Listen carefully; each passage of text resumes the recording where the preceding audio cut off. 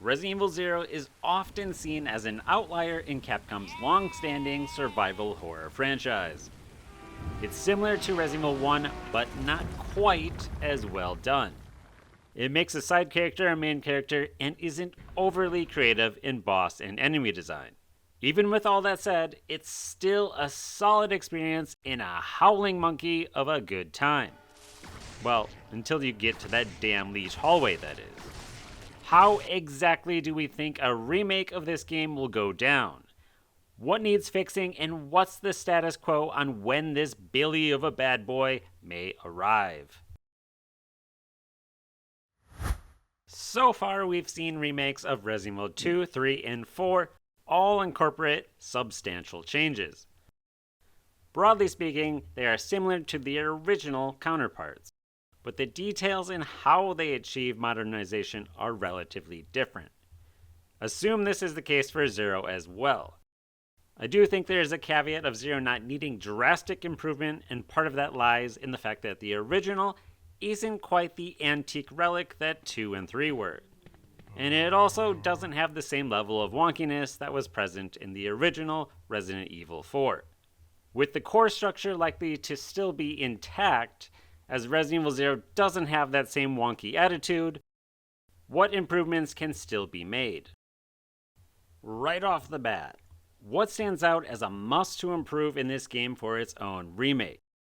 A few things I find that could be adjusted are the character system and AI, adding additional new unique areas to make this game stand out more, fixing leech guy and monkey attacks to be less cheap, and a few other minor tweaks here and there.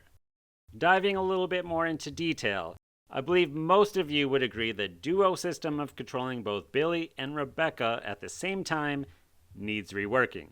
I'm sure the differences in how that is handled will vary greatly from person to person. You may prefer to separate them entirely and make Resident Evil 2 style game with crossover moments instead, or perhaps the AI just needs to be more useful and a small tweak here and there is all that's required. I'd argue that separating the two but having more crossover moments works better if this game wants to focus more on horror. It's just not that scary when someone else is always with you. The most tense moments in the game are when the two separate. I think this is the better route, but that would be distancing itself from being a faithful remake to a more radical reimagining. Let's amp up the horror and bring this game in line with its more successful brethren. Also, let's please dim those lights. Every room feels like an interrogation. Narratively, I don't think most have an issue with the plot or characters. Is it the most creative storyline or captivating game? Maybe not Capcom's strength in this series anyways. Resident Evil 2 and 4 Remake did expand some details, so that's more than welcome to show up here as well. More stuff is usually better, as long as it's not too many empty calories of content. My personal biggest pet peeve in this game is that I find the train section to be the most memorable section in the game, and then it takes a step down. Part of that lies in the fact that the training facility has a similar look and beginning hub area as the mansion in its direct sequel. The originality seems a bit lacking after that train ride comes to a full stop. That's not the only thing, but you get the point. Most other entries in the series have a more well thought out assortment of bosses in the game. Here, we're stuck with Capcom's old trend of animals and a tyrant. I would have rather had a more uniquely designed experience. For example, when Lisa Trevor was added to the Resident Evil 1 remake, the volume of creepy vibes exponentially rose to make that game all sorts of a spooky good time.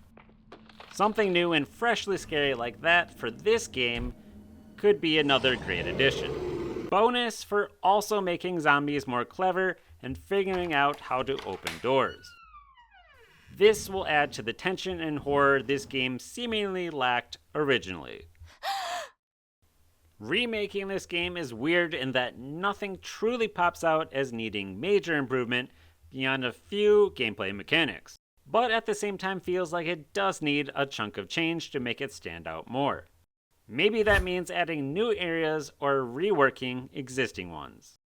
A couple ideas could be to expand the training facility to have lower levels that are darker, half flooded, adding extra creepiness with a hint of disgusting. Imagine wading through waist deep water with leeches and creepy crawly monsters down there with you and nothing but a flashlight to navigate through.